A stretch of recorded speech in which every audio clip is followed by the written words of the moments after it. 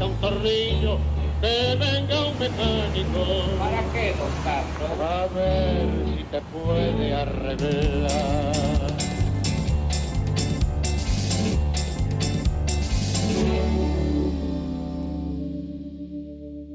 Buenas noches, bienvenidos a esta nueva edición de El Tornillo, aquí por el canal de la ciudad. Luis, ¿Cómo estamos?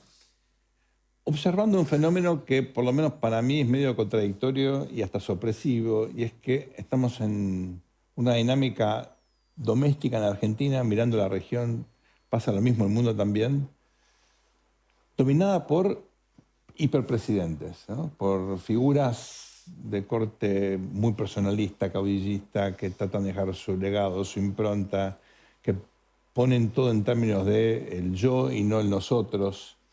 La preocupación de los 80, ¿no? De la ciencia política. ¿Verdad? El hiperpresidencialismo, decía don Raúl. No volvemos... Y la Constitución del 94, de parte de Raúl Alfonsín, fue Buscaba acotar, moderar claro. el hiperpresidencialismo, cosa que no se logró, ¿no es cierto? A las pruebas me remito, ¿no? Pero- Pero Menem no tuvo la reelección. me Pero parece. recordemos, en la ciencia política esto arranca un poquito antes, Sí, con Juan claro. Lins, ¿no? En los 70, Totalmente. buscando Totalmente. las raíces del debilitamiento de los regímenes políticos, porque fracasan las democracias, Así es. mirando la historia europea de la década del 30 y también, bueno, la caída de Salvador Allende, que generó un impacto enorme, ¿no? Sí, déjame decir que en esto la intuición a veces falla. Porque uno piensa en el presidencialismo y piensa en un régimen donde produce a un tipo poderoso. En realidad, un presidencialismo tiene división de poderes. Y si encima a eso le sumás federalismo, que multiplica la división de poderes, tenés, digamos, una especie de caos donde coordinarlo es muy difícil, ¿no es cierto? Vos fíjate que Sartori llamaba a la democracia, ¿no es cierto?, italiana de los 70, una democracia difficile, Sí. questa era una democracia molto difficile, ¿no? Realmente. ¿Hay democracias no difíciles? Bueno, esas que no producen demasiadas noticias, ¿no? Ahora, el parlamentarismo mayoritario, el de la Thatcher, Sí. es mucho más poderoso Claro. que el presidencialismo más poderoso, Claro. ¿no es cierto? Y en esa contradicción se da el hiperpresidencialismo. Como vos no podés hacer por la complejidad, entonces saltás las vallas, o sea, las instituciones.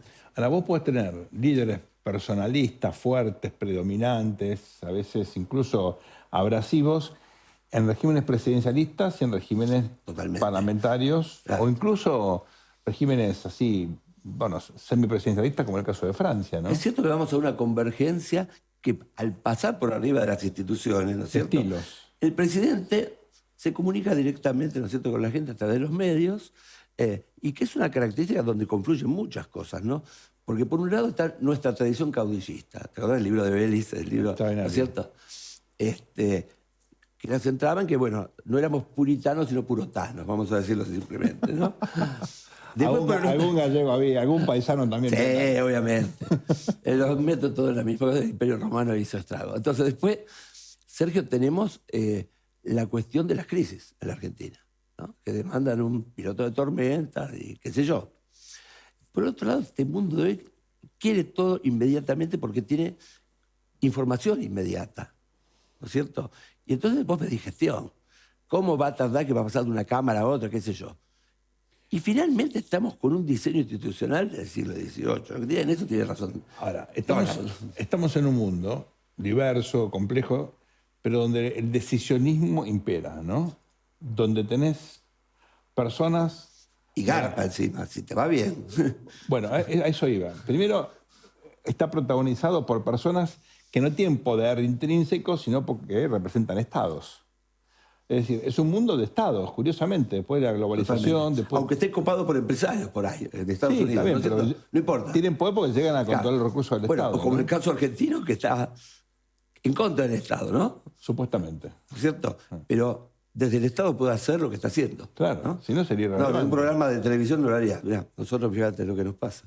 Entonces son los estados que se cambian a sí mismos que, Metamorfosis. y al mismo tiempo pretenden modificar las reglas del sistema internacional, tanto de geopolíticas, de defensa, como incluso económicas, ¿no? Así es. Entonces, en algún sentido, este mundo de estados se parece más al siglo XVIII que al final del siglo XX, ¿o me equivoco yo? Y por ahí se parece a algo anterior, ¿no? Porque Sí, estamos también. en un formato medio jovesiano, Sí. ¿no es cierto? ¿No? Digo, en la Argentina que se dieron las cosas por imitaciones más rápidas. Vos tuviste una constitución que en realidad era para crear poder. El constitucionalismo es para limitar el poder. Es de Locke. Nosotros tuvimos una constitución jovesiana, o sea, el soberano, ¿no es cierto? Vos fíjate cómo también las instituciones abonan eso. Ahora, uno analiza, por ejemplo, los primeros 100 días de Trump, los sondeos no le va bien para nada, la bolsa cayó, el dólar se devaluó.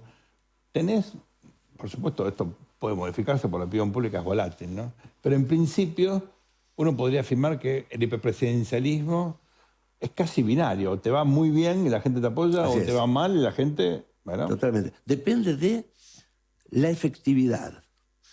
Porque la eficacia casi está asegurada. ¿Qué es la eficacia? La eficacia es que yo propongo algo y sale. sí. Ahora, a partir de que El sale, resultado. el efecto, ¿no es cierto? Depende absolutamente de la efectividad. Porque así, eso, bueno, ¿qué hace? Perdona a los medios, ¿no? Maquiavélicamente, ¿no? El fin justifica los medios en este caso. Claro. Ahora, que no te vaya mal, ¿no, papito? Porque, como dicen los venezolanos, te agarro la bajadita. Claro. Digo, Hay allí un plano, Luis, que me gustaría charlar con vos más profundamente, y es esta idea de que, bueno, otra vez son los estados los que cambian la globalización, o lo que entendíamos por globalización, los que modifican las reglas del comercio, los que cambian alianzas históricas como la de Trump con la OTAN, en este caso para acercarse a Rusia, que para muchos integrantes de la OTAN sigue siendo el principal enemigo, ¿no? Le preguntás a un alemán, a un Totalmente, inglés, totalmente. bueno, se están reagrupando en Europa, aumentando el gasto en defensa para enfrentar o disuadir por lo menos a Rusia.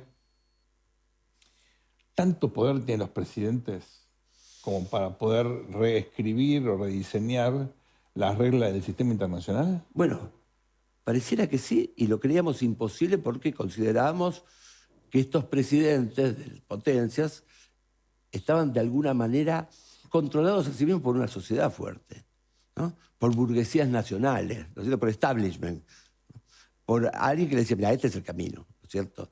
Y encima con la globalización pensamos que eso era una utopista, ¿no? Donde, bueno, iba a resolver todos los problemas, ¿no? Decíamos, las corporaciones van a resolver el tema de Malvinas, ¿no? Digo, en el apogeo de la globalización. Claro. Se cayó la Torre Gemela y dijimos, pareciera que no es todo no es tan fácil. ¿no es cierto? Pareciera que la globalización duró 2 caídas, ¿no? De albañil. La caída del muro de Berlín y la caída de las Torres Gemelas, ¿no? Ahora, digo, cuando vos mirás esto, no se estará dando este poder porque hay una situación todavía de, bueno, que la globalización misma atomizó a las burguesías, las transnacionalizó, ¿no es cierto? Pero bueno, pero tiene mucho poder, ¿no? Porque finalmente el poder de Milei y de Trump es un poder mediático, ¿no? Dado por la tecnología, ¿no es cierto? Esto lo podría haber hecho Trump, la década del, qué sé yo, la década del 20, la década del 10, digamos. Difícilmente. Pareciera que no, ¿no? Tocaste el tema de la Argentina, donde la tradición presidencialista es fuertísima, naturalmente, donde en general vemos... Presidente casi rey, decía Alberti. Bueno, armó eso, ¿no? Armó eso. La república posible era eso. La Sí, nos república, quedamos la república posible. claro, nos quedamos ahí. Es más, Milei quiere volver a la constitución laverdiana, ¿no? Claro, o Rivadaviana. O Rivadaviana, aún peor. Bueno, no sé si peor, pero el punto es que Más pura. la pregunta es, a nosotros que nos parece que las instituciones son fundamentales, ¿no? Estamos convencidos de eso. ¿Esta fortaleza relativa de la institución presidencial erosiona a los otros 2 poderes del Estado? O sea, ¿puede haber un presidente fuerte con un Congreso fuerte y un Poder Judicial fuerte, o es un juego de suma cero? Bueno, vos fíjate, leí hace poco que había un proyecto de ley para que los diputados no pudieran ser reelegidos. Sí. Ahora, si vos no le das... O sea, ¿cierto? tendrían 2 mandatos, ¿no? Digamos, 2 mandatos. Pero en Estados Unidos los No existe representantes tienen una tasa de reelección del 80 y pico %, porque Jerry Mandel se queda para... Pero digo el tema, es difícil aprender el juego legislativo. Es muy complejo, ¿no? Bueno, ya en Buenos Aires impera justamente ese límite. Yo te ¿no? cuento que cuando el primer proyecto de ley mandado por Alfonsín, Sí. ¿no es cierto?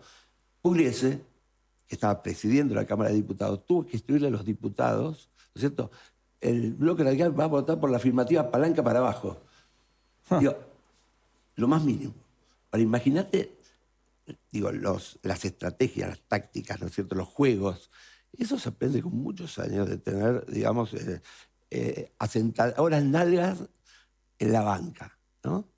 Digo, y eso fortalece al presidente. Si vos pones tipos que no tienen experiencia, bueno, fíjate vos lo que pasa en el Congreso, ¿no? Después lo vamos a analizar más a fondo, pero uno querría, idealmente, un presidente fuerte, decidido, con capacidad de acción, capacidad de gestión, capacidad de comunicación, un Congreso de control y tenga iniciativa parlamentaria, también fuerte, dinámico, con innovación, con semillero de dirigentes que luego saltan ejecutivo y el judicial que nos proteja todo, ¿no? Ahora, parece que es difícil que las tres cosas funcionen. Porque fíjate que en Estados Unidos se dice el presidente hamiltoniano cuando es un presidente fuerte, claro. ¿no? El presidente madisoniano cuando hay un Congreso que controla, pero viste, no se llevan, mira, a veces te bloquean todo, ¿no? Vamos, Luisito, ahora a esta sección nueva que inauguramos este año. ¿El pueblo quiere leer?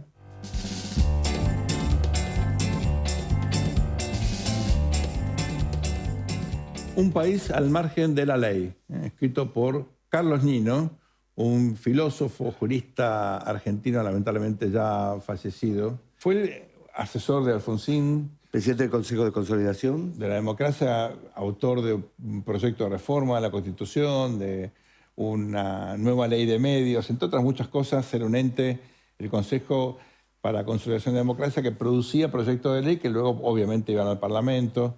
Este es un libro muy especial. Se dice que fue el que le sopló a Alfonsín la frase última: no supe, no quise, no pude. ¿Así fue él? Dicen. El subtítulo es La anomia como componente del subdesarrollo argentino. La anomia es la ausencia de normas. Esta última edición, que del siglo XXI, tiene un prólogo muy bueno de la académica Paola Bargallo. Nos pareció que es el libro tal vez más importante para comprender esta naturaleza del liderazgo argentino, que con obviamente matices, cambios por las personalidades, tiene una característica común, que es el predominio del presidente como el eje del sistema político, ¿verdad? Así es. Hay un tema que es técnico, ¿no? Él habla de anomia boba. Boba. Porque si hubiera anomia, no existiría directamente la sociedad, ¿no es Claro. cierto? Lo que hace la anomia boba es, bueno, incivilidad, ¿no es cierto? Populismo, no autoritario, eso es otra cosa, ¿no es cierto? ¿No es cierto? Que a veces se lo lee exageradamente, como si fuera anomia. Pero en la Argentina, a veces hay leyes que inclusive siendo malas no se pueden cambiar. Claro. Y si no hubiera habido leyes, no estaría existiendo mi ley, porque su tarea es, ¿no es cierto?, reformar leyes. Por ejemplo, fíjate, Sergio, la ley de coparticipación es tan sólida que no se puede cambiar, ¿no es cierto? Así es. ¿Por qué no se puede cambiar? Porque los diputados representan a la zona más próspera, porque por demografía, y quieren menos impuestos. Y en el Senado están las provincias más chicas que demandan más impuestos, ¿no? O sea, vos necesitas hacer Shazam, no se puede nunca acercar Así el es. Congreso en este Luis, en este libro hay un concepto que me gustaría resaltar, y es la idea de que el presidencialismo o el hiperpresidencialismo, esta concentración de autoridad, de protagonismo del presidente, genera un juego perverso, porque los actores quieren todos ser presidentes, quieren todos el premio mayor. Es decir, el sistema político no contempla la existencia de lugares de inserción que, bueno, tengan su lógica, tengan su prestigio y le permita a los actores desarrollar sus carreras, y al mismo tiempo, bueno, sin necesidad de siempre pelear por la presidencia. Y al mismo tiempo el incentivo es, si otro tiene todo el poder, es a voltearlo, digamos, Claro. a no generar cooperación entre gobierno y oposición. Esa me parece la idea, o una de las ideas más Vos importantes. fíjate que del libro. era un punto muy importante en el INS y era estructural. ¿En qué sentido? La institución presidencial no permitía esto. Claro. Ahora, vos viste lo que ha sucedido, ¿no? Se han armado presidencialismo de coalición porque los partidos se han fragmentado en esta coalición. Claro. Y en algunos lados... En toda América Latina, no ¿no es solamente cierto? en Argentina. Totalmente. En países como Brasil, ¿no?, se utilizaron los ministerios como forma de repartija, ¿no? La alianza algo de eso tuvo. Así es. Ahora, el problema es que depende de la voluntad presidencial. Vos fíjate, Macri aumentó la cantidad, ¿no es cierto?, de manera astronómica de ministerios, pero más bien no lo hizo para repartir, sino para crear mini ministros, Sí, ¿cierto? claro. Para él tener más poder, ¿no? Creó como una especie de presidencialismo segmentado. Algo que muchas veces, bueno, yo lo comentaba afuera y no se podía crear, ¿no?, porque el presidente busca concentrar. Fíjate. Sobre todo autoridad económica. Él Totalmente. fragmentó mucho economía, desarrollo, Totalmente. infraestructura. ¿No? Él pensaba en una línea de montaje. Ahora, vos viste lo que sucede en política, ¿no? No es como una fábrica. En política uno dice, esto es un tornillo, no, es un globo. No, Claro. es un clavo. No, en realidad te lo voy a tirar por la cabeza, ¿no? Cada uno tiene una visión política de la cosa. Imagínate, los ministerios se crearon para eso. Si vos dividís los ministerios, ¿no es cierto? Hay más dificultad para decidir y ser eficaz. Luis, una última idea de este libro. Este libro sugería, tenía un subtexto, y era que un sistema parlamentario necesariamente generaba más incentivos para la cooperación, para que haya acuerdos, partidos más fuertes. Bueno, digamos, uno ve la historia del parlamentarismo contemporáneo y esto no necesariamente es así, digamos. Bueno, Ahí- ¿te acordás en los años esos que compartíamos aula, yo teniendo una tiza, ¿no? Yo era un enemigo, claro, pero no del parlamentarismo, sino de la ilusión de poder eso es muy hablar un importante. parlamentarismo cuando vos tenés todos los actores jugando al presidencialismo, ¿no? Entonces, más bien lo que uno iba es que no hay un modelo solo de presidencialismo, ¿no? Viste, él hablaba de los rostros de la democracia y yo hablaba de los rostros del presidencialismo, Claro. porque finalmente hay tanto presidencialismo como presidente y como sociedades, ¿no es cierto? Uno de los elementos del presidencialismo, o el hiperpresidencialismo contemporáneo, es esta idea de que los presidentes pueden cambiar o intentar cambiar no solamente sus países, sino incluso el sistema internacional. De hecho, Trump está llevando adelante un intento de Totalmente. desglobalizar o cambiar las reglas del comercio. En el próximo bloque vamos a tener una entrevista con el que más sabe de eso, no solamente en la Argentina. No se vayan, ya volvemos con El Tornillo aquí por el canal de la No le ciudad. falta un tornillo, que venga un mecánico. Si tenemos que hablar de comercio internacional, del futuro de la globalización, no hay nadie que sepa más que eso que Marcelo El doctor Elizondo. Elizondo. Gracias, Marcelo. Muchas gracias por la presentación, un poco exagerada, pero no, No, la es voy a verdad. desmentir porque no me conviene. Bueno, verdad. por el otro lado es que no tenés competencia, ¿no? Entonces, digo, Tenés que hacer un tenés monopolio, lo cual... Natural. No, Volvió volvió natural. Es el que No más busca- sabe. no el que busca- más sabe. La gente se pregunta, incluyéndonos, ¿Estados Unidos venía perdiendo en la dinámica de intercambio comercial global? ¿Se justifica materialmente este giro proteccionista por parte de Donald Trump? En mi opinión no se justifica. Eso de perder y ganar depende de dónde lo mires. De lo que Trump se queja es del déficit comercial que tiene Estados Unidos, que en mi opinión tiene más que ver con problemas endógenos de Estados Unidos, con sobreconsumo, bajo ahorro, déficit de presupuesto, y con los efectos de tener la ventaja de tener la moneda global, y bueno, más con eso que con la acusación que Trump hace a los demás países del mundo. Pero es cierto que el déficit comercial en Estados Unidos venía creciendo y que China se le viene acercando. Por lo tanto, el temor tiene alguna justificación. Okay.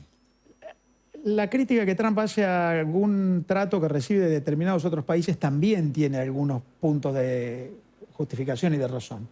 Lo que no es justificado es el mecanismo que ha utilizado para salir a subir aranceles, ponerse en un tono beligerante, porque eso va a afectar a la propia economía, como está ocurriendo. Ya hemos visto el primer trimestre de este año, la economía de Estados Unidos decreció 0,3%, y va a pagar esta política comercial que rompe cadenas de valor y ataca un fenómeno que es irreversible, que es la globalización. Ahora, Marcelo, entonces es una decisión política para colocarse como un presidente de guerra y concentrar poder. ¿No es cierto? Uno podría decir eso. ¿No es cierto? Generar una crisis, porque las crisis generan también piloto de tormenta, ¿no es cierto? Fíjate lo que era Bush antes del 11 de septiembre. Bush hijo. ¿no? Bush hijo. Yo creo que Trump está buscando varias cosas a la vez, que como hiperactivo que es, también en política hace lo mismo. Además de lo explícito, que es que él quiere mejorar la relación bilateral con 50 países en el mundo, quiere que le compren más, quiere que le faciliten inversiones americanas. Está tratando de emular a China cuando China va y trata de ejercer influencia. Él dice Estados Unidos tiene que hacer lo mismo, pero tiene algunos otros objetivos más. Uno de ellos es terminar con lo que queda del orden mundial del siglo XX y construir un nuevo orden del siglo XXI y él estar en el centro. Okay. Y probablemente aspire a un orden mundial nuevo en el cual haya un G2 y sean China y Estados Unidos, y él quiera terminar de romper todo y conformar uno nuevo con China y a lo mejor en algún momento se sienta, como ya se sentó en la primera presidencia con China, y trata de negociar algo. Por lo tanto, eso yo creo que también está en su búsqueda. No es solamente lo comercial, está lo geopolítico y está esta idea de, bueno, el orden del siglo XX no existe más y hay que crear uno nuevo y quiero ser yo un protagonista de esa creación. O sea, la promesa de Friedman de un mundo aplanado, ¿no es cierto?, en la visión tanto de China como la de Trump, o sea, son dos imperios. Sí, y yo creo que lo que él ve es un mundo en el cual hay mucho bilateralismo y por lo tanto los más poderosos son más fuertes y ganan. Si eso es así, Marcelo, y ahora viene una pregunta más compleja. ¿Qué hacemos nosotros que tenemos un vínculo tan estrecho con Estados Unidos? Y a mí no me parece mal, al contrario, me parece bien. Y al mismo tiempo tenemos un cliente llamado China, al cual hay que tratar bien. Eso me lo enseñó mi papá, al cliente tratarlo bien. Le vendemos a China, nos endeudamos con Estados Unidos, ¿no? ¿Cómo compatibilizás eso? Bueno, primero es mucho más difícil que antes organizar estas cosas. Hay que moverse con mucha sutileza, hay que tener mucha capacidad diplomática. Segundo, yo creo que la Argentina en el plano internacional tiene que jugar a los negocios y no a la geopolítica, porque no es tan poderosa como para jugar a la geopolítica. Donde juegues en la geopolítica probablemente vas a perder más que lo que vas a ganar. Claro. Entonces yo creo que tenés que jugar a los negocios. ¿Y qué es los negocios? Recibir inversión y que te abran mercados para colocar tus productos. Y ahí yo entiendo que se puede seguir teniendo una relación comercial intensa con China si uno negocia con Estados Unidos cosas como lo que los Estados Unidos están pidiendo, propiedad intelectual, tener mejor trato para las inversiones. Probablemente haya un acuerdo bilateral entre los dos países para un mejor flujo de bienes entre los dos países en un puñado de productos, unos 50 productos.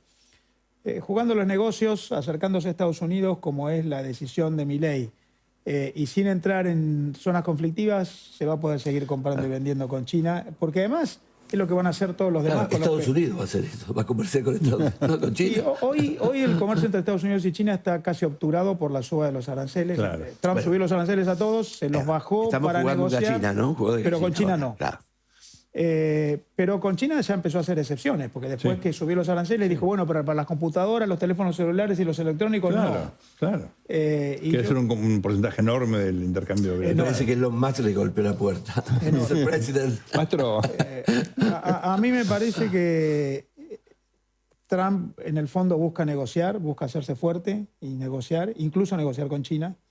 Por lo tanto, yo creo que tampoco hay que entrar en esa lógica de la disputa permanente y hay que tener mucho equilibrio y tratar de jugar como puede jugar la Argentina, que es a los negocios. Y los negocios es, con Asia, vender. Y nosotros vendemos commodities. Eso no es tan grave. A Estados Unidos le preocuparía más que vendiéramos cosas sensibles. claro. Vendemos granos, podemos vender un poco de energía. Con Occidente, inversiones. Porque si uno mira lo que pasa en el mundo, el eje del comercio internacional del mundo está en Asia. Claro. Asia es más del 40% del comercio mundial. Pero el eje de la inversión extranjera, los grandes emisores de inversión extranjera siguen siendo los países occidentales, sobre todo Estados Unidos y la Unión Europea. Y hay que tratar de pivotear ahí. Que son los que tienen derecho de propiedad más o menos lógicamente definidos. Exactamente. Ahora, te llama el presidente, o un presidente, porque cualquier región te puede llamar, y te dice, Marcelo, ¿esto es transitorio o es permanente? Post-Trump, ¿esto sigue o volvemos a una cosa más parecida a la que teníamos hasta el 20 de enero? Yo creo que vamos a un mundo que no regresa al escenario siglo XX. ¿Por qué? Porque hoy hay muchos actores, hoy hay países muy importantes que no se alinean y que juegan su juego en materia geopolítica, la India, Claro. Brasil, Rusia, la Unión Europea, Estados Unidos, y todo eso va a generar un escenario de no régimen. Yo creo que hay un espacio de no régimen con mucha bilateralidad en las relaciones y es muy difícil volver a tener ese ideal del mundo universal, global y kantiano. uniforme. Sí. Me parece que eso es muy O sea difícil. que estamos en una etapa de posglobalización, ¿no? Porque la globalización necesita ingentes cantidades de mosca, o sea, de guita, ¿no es cierto? Para poder crecer como estaba creciendo, ¿no? Ese paraíso. Pero cuando hay impedimentos, yo me dice guerra, cuarentena, o Trump metiendo aranceles, eso se ralentiza por naturaleza, ¿no? Sí, yo creo que lo que va a haber ahí, Luis, es mucho desvío de comercio. Ah, Se van a redefinir los ejes de negocios, porque ocurre una cosa curiosa en simultáneo. Como dice Jan Bremer, hay tres grandes órdenes mundiales. Está el militar, está el económico, pero está también el digital. Y el orden digital, que es donde se desarrolla todo, porque hoy la globalización es digital y es electrónica y es de la economía tecnológica, allí los líderes son las empresas más que los países. Claro. Entonces las empresas siguen haciendo negocios y tienen una gran capacidad de adaptación. Y vos fijate algo interesante. En los últimos 5 años, el último lustro en el mundo, han pasado cosas complicadísimas para el negocio internacional. En el año 20 se puso en vigor el Brexit. Después vino la pandemia, después vino la guerra en Ucrania, tenemos los conflictos militares como Medio Oriente. Sí, la ruptura de la relación fantástica entre Chile y Estados Unidos, ¿no? Ahora, a pesar de todo, el año pasado, la suma de las exportaciones de todos los países del mundo fue récord histórico en términos nominales, en términos de dólares corrientes. 33 billones de dólares según la UNCTAD. A pesar de todo, las empresas han desarrollado capacidad tecnológica para jugar su juego, adaptarse. Y entonces tenemos una especie de choque de gigante. Los países, por un lado, jugando un nuevo régimen y las empresas, por un lado, siguen haciendo negocios. Por lo que no sabemos qué va a pasar con la globalización. Probablemente va a haber desvío de comercio, reacomodamiento. Algunos van a ganar, otros van a perder. Eso es interesante, ¿no? Porque uno piensa que volvió la geopolítica, pero en realidad es una globopolítica, ¿no es cierto? Porque están los estados, pero están corporaciones que son más poderosas que los estados, ¿no es cierto? Están la sociedad civil, están los medios, ¿cierto? Es todo un pastiche, digamos, que sin embargo, como bien decís vos, ¿no? Hay algo que mueve, ¿no? Hay una astucia de la razón, y es digital. Y el orden digital es sobre el cual se sienta todo. Ahora, Que lo líquido por excelencia, ¿no? Finalmente Occidente. si uno analiza la forma en la cual estas cosas se fueron sucediendo, el desarrollo, digamos, fáctico, fueron decisiones de los estados, de los presidentes en general, que torcieron el rumbo que teníamos hasta ahora, o lo modificaron, ¿no? Quiere decir que hay todavía un proceso de toma de decisiones que es estatal. Es más siglo XX, te diría siglo XIX, que siglo XXI, ¿no? Y también uno ve muchas veces, no siempre, estas empresas, bueno, no te digo yendo al pie, pero bueno, estos días tuvimos el episodio de Amazon, ¿no? Que me ha amenazado con poner en los precios cuánto costaba en la guerra tarifaria. Recibió un llamado a la Casa Blanca y dijeron, bueno, lo pensamos, ¿no? Digamos, todavía el poder político parece predominar, por ahora al menos, por sobre el poder digital económico. ¿Es así? Yo creo que hay, como dije antes, un choque de titanes. Yo creo que prevalecen unos u otros según la ocasión, porque también es cierto, como te decía, que Trump lo primero que hizo después de subir y volver a subir los aranceles a China es bajárselos a los electrónicos y a los teléfonos celulares y a la computadora, porque había ahí en juego, además, el propio interés de los consumidores norteamericanos. Entonces yo creo que estamos en una puja constante entre esos tres órdenes, el militar, el económico y el digital, en el cual los líderes son las empresas. Y todavía no hay un ganador. Y vamos a ver que gana un poquito uno, gana un poquito otro, y es una puja en la cual hay poderes de distinta índole. Dentro de lo cual aparece un nuevo plano de la globalización, que lo mencionabas vos recién, Luis, que es el de la globalización de la gente. Hoy la globalización es la gente ultraconectada, que hace más difícil... Es una demanda. ...de tener.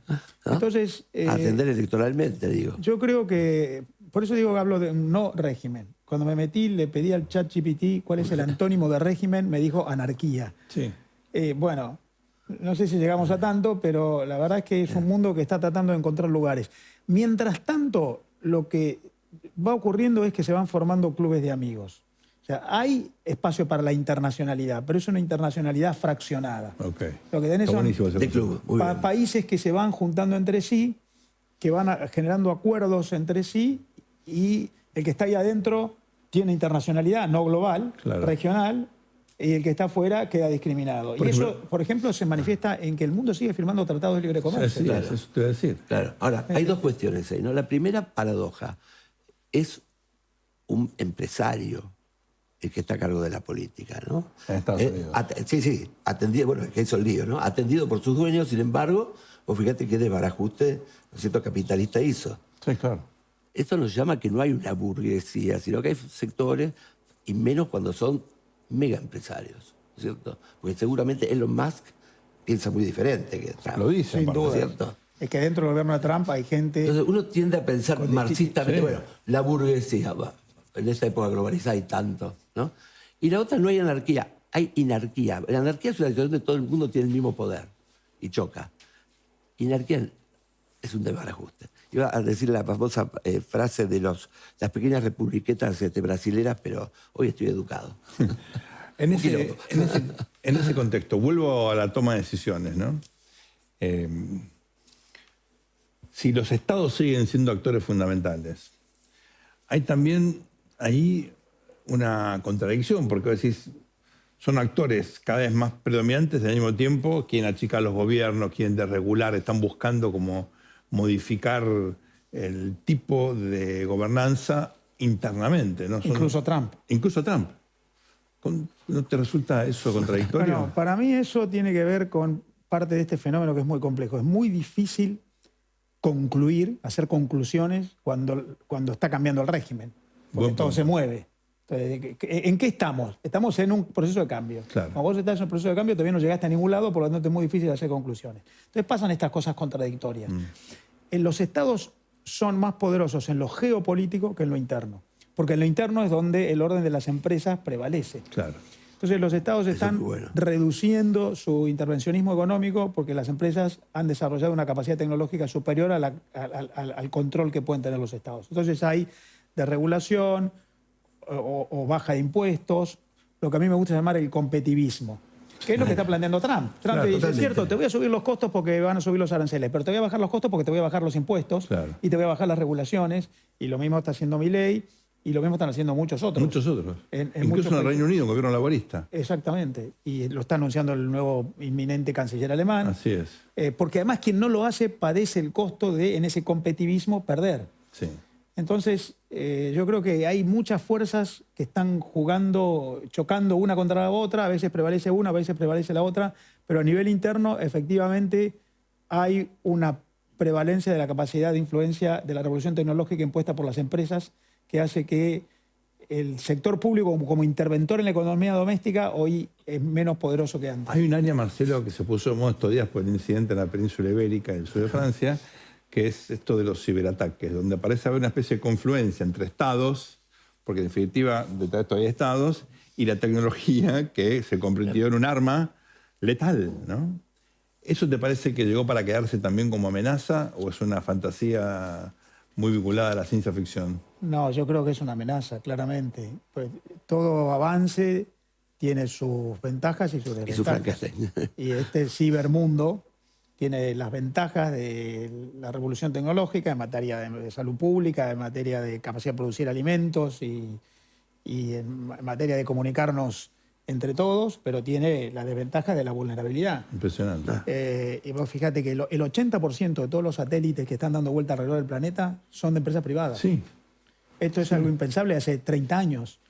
Bueno, la carrera espacial se privatizó completamente, o casi toda, ¿no? Absolutamente. Ahora, nos estamos olvidando de un factor. Me parece que es el electorado, que es por naturaleza contradictorio, porque lo quiere todo y ahora, aunque no sepa qué es, ¿no es cierto? Entonces, quiere una nación soberana, quiere que Estados Unidos produzca, pero no quiere un Estado grande, quiere bajar los impuestos, ¿no es cierto? Son cosas muy contradictorias, ¿no? Muy bien.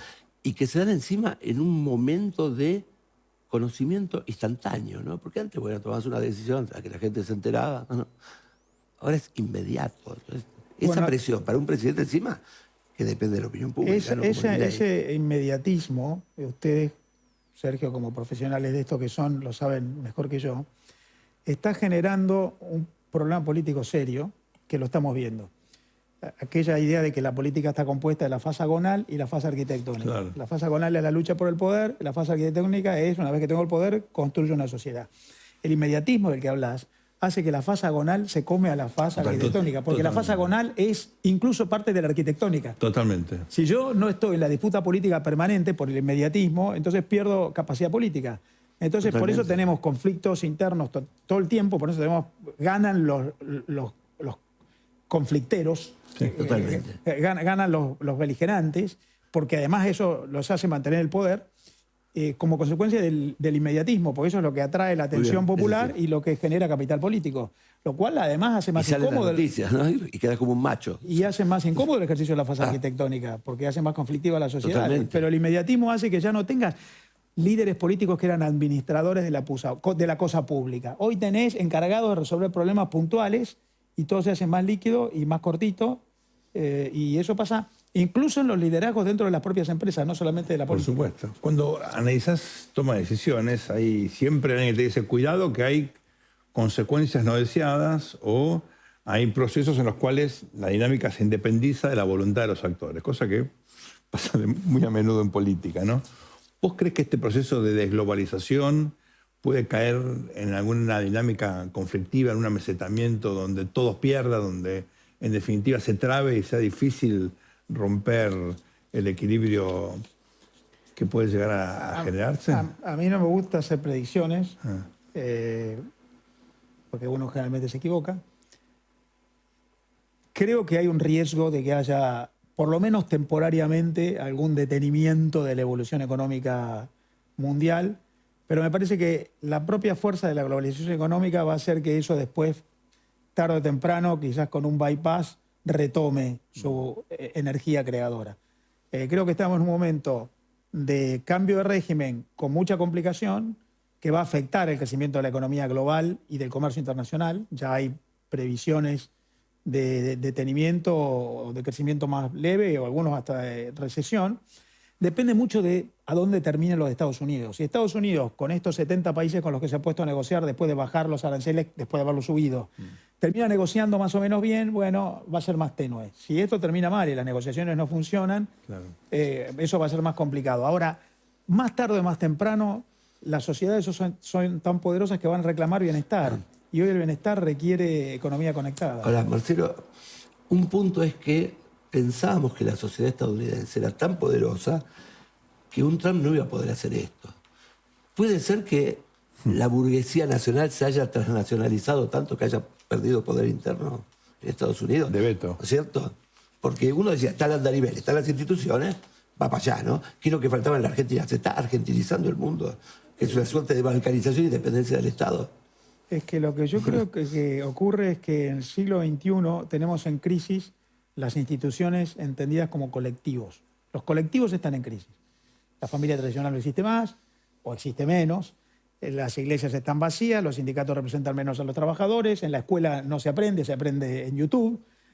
Los colectivos, los partidos políticos son cada vez menos importantes y las burocracias entonces también entran en ese juego. Entonces vos tenés liderazgo de ejercicio de poder más directo entre el líder y la gente y aparecen fenómenos como Trump o como Milei, que llega sin partido político. Sí. Y me parece que eso tiene que ver con que la revolución tecnológica está creando un nuevo mecanismo de vinculación entre el vértice superior y el piso. Eso debilita a los colectivos, dentro de los colectivos están las burocracias y tenés Y también las efectos como este. instituciones, La claro. última, Marcelo, nos quedamos sin tiempo, pero pensé mucho esta pregunta y no sé si la voy a formular correctamente. ¿Te acuerdas de este presidente mexicano, López Portillo? Inmortalizó una frase, dijo, presidente que devalúa, presidente devaluado. Miro el dólar y en estos 3 meses de gestión, 3 meses y pico, cayó 10%.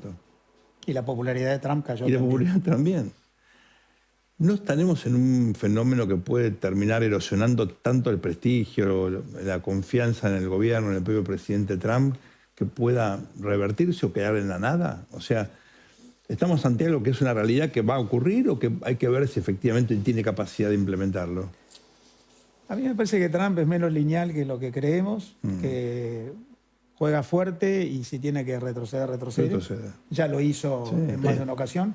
Lo planteó él incluso en el ámbito de sus negocios como empresario privado y probablemente si él ve que los resultados de sus políticas más duras están generando mucho desgaste, no solamente en materia de opinión pública, en materia de funcionamiento de los mercados, de cotizaciones, que en Estados Unidos además es muy vinculado a la opinión pública. Claro.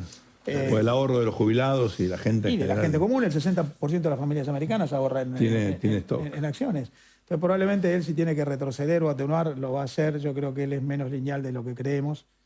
Y finalmente lo que más le importa es el ejercicio del poder y crear capital político. Yo te dije. Qué bárbaro, ¿eh? Muchísimas gracias. Diploma, Muchísimas gracias, Marcelo. Un gusto tenerte con nosotros. Gracias por la invitación. Seguimos aquí en El Tornillo. Volvemos luego a este muy breve corte. Al mundo le falta un tornillo, que venga un mecánico. Último bloque de El Tornillo aquí en el canal de la ciudad. Luis, amigos, ¿se acuerdan de este tema?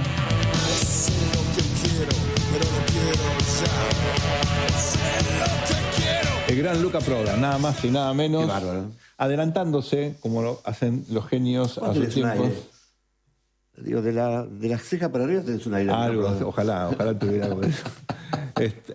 Los genios adelantan a su tiempo. Él vio lo que luego ha caracterizado a la democracia contemporánea, que es una especie de exceso de demandas o desorganización de demandas de muchos ciudadanos o electorados que no saben lo que quieren, pero lo quieren inmediatamente. Esto, por supuesto, complejiza mucho el proceso de toma de decisiones y genera una dinámica, Luis, comunicacional muy singular, ¿no? Sobre todo en la era de las redes sociales. Totalmente, ¿no? Porque, por un lado, están estas demandas, el presidente tiene que atenderlas de alguna manera. Vos fíjate que esto te llevaba en los presidentes anteriores a una suerte de falta de representación por sobre-representación o por sobredemanda, ¿no? Digo, vos estabas en el gobierno, ibas a hacer algo, te llamaba alguien. Iba para otro lado, te llamaba alguien, ¿no? Llegar solito a la presidencia como Milei te permite venir livianito, ¿no es cierto?, en la agenda telefónica. Un poco le pasó también ¿te acordás Kirchner, no? Por supuesto. Que no había visitado nunca la Intercountries, ¿no? Claro. Y vino con la ropa que se compraba en Santa Cruz, ¿no? Digo, esa cuestión de tener autonomía relativa, como se decía en un momento, aumenta la capacidad de decisión, ¿cierto? Ahora, hay una característica de estos líderes hiperpresidencialistas que cuando tienden a comunicar, uno, polarizan mucho. No son líderes sutiles, es blanco-negro, ¿no? O estás conmigo o sos enemigo. No hay una cosa estás bien... sinmigo, como diría. Claro, hay una cosa bien maniquea, simplista, a veces medio absurda. Sí, absoluta. Artificial. Artificial. Dos, en esta dinámica de simplificación y polarización también aparecen cuestiones que no son relevantes, pero que los presidentes vuelven relevantes, ¿no? Totalmente. Inventan peleas. Inventan o, conflictos. Suben al ring, Las papeleras de Kirchner, por ejemplo. por ejemplo, ¿no es cierto? O el presidente Milei acusando al periodismo de cosas absurdas. O una o- cantautora. Sí, ¿no es cierto? o por nombre y apellido llamando a colegas, lo cual primero, un presidente no puede hacer eso nunca, y segundo, bueno, si él, lo digo con respeto, ¿no?, se la banca, ¿por qué no se somete a una conferencia de prensa? O, ¿por qué no charla abiertamente con esos periodistas que según él son tan detestables? ¿Se banca un mano a mano abierto? Lo que se trata acá es de demostrar autoridad cuando no tenés autoridad institucional, digamos, no tenés poder institucional. Y esto se rellena con esto que da una idea que el tipo está gobernando, ¿no?, a cada segundo. Aunque eso sea, por un lado, ¿no es cierto?, un manejo muy virtuoso de los pulgares en Twitter, ¿no?, o X, como se llama ahora. Pero fíjate que gobierna por Twitter, no por puteadas. Es governing by puteadas. Una nueva tesis doctoral para ser escrita. Vamos ahora a la nueva sección de este año del tornillo, Historias de Quincho, un homenaje al mejor ámbito financiero de la década del 80 y del 90.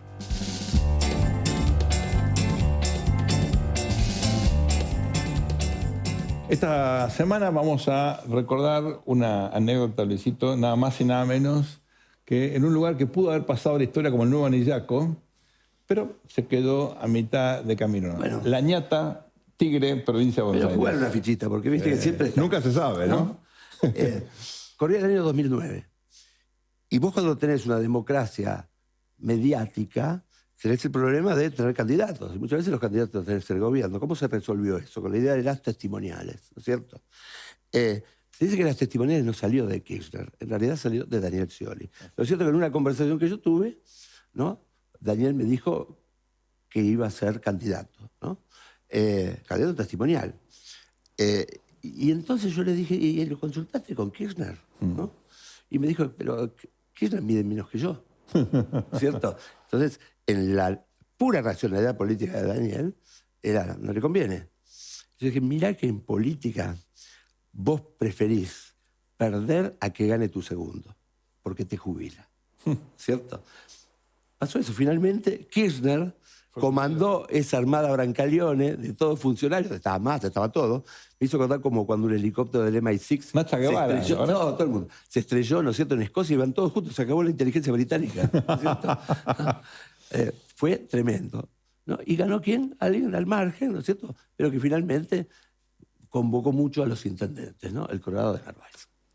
Los intendentes siempre tan pragmáticos, ¿no? Y tan buenos lectores de realidades y también de sondeos de opinión pública. Así es. Vamos ahora al momento más esperado de la semana, los premios El Tornillo.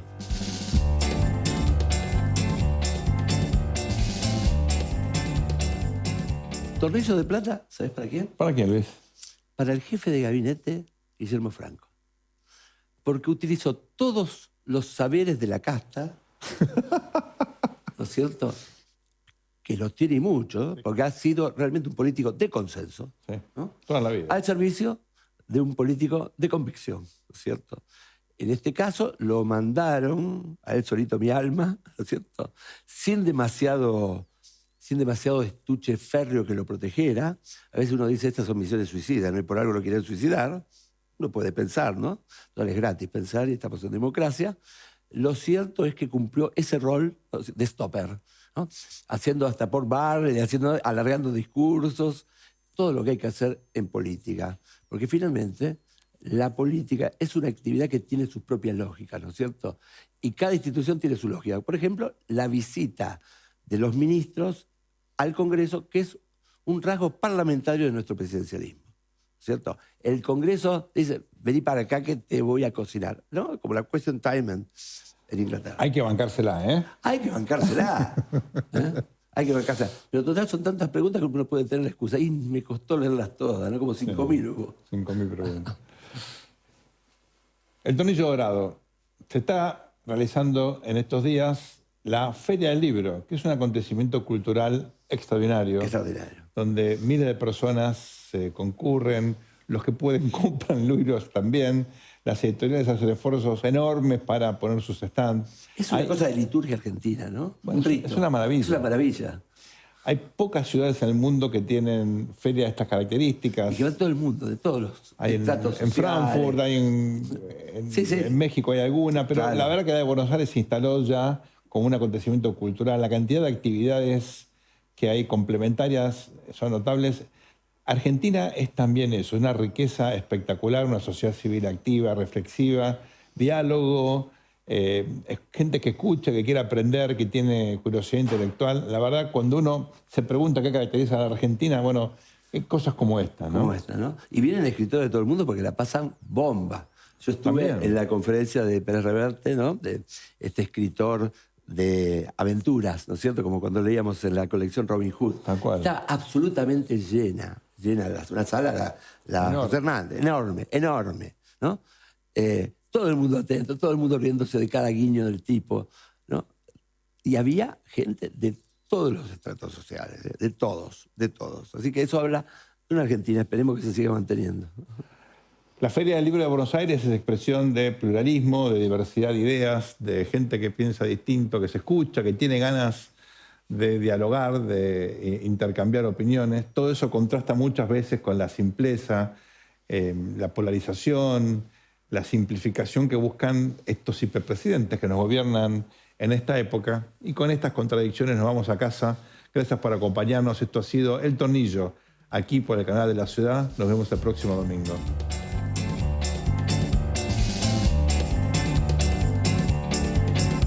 Al mundo le falta un tornillo, que venga un mecánico.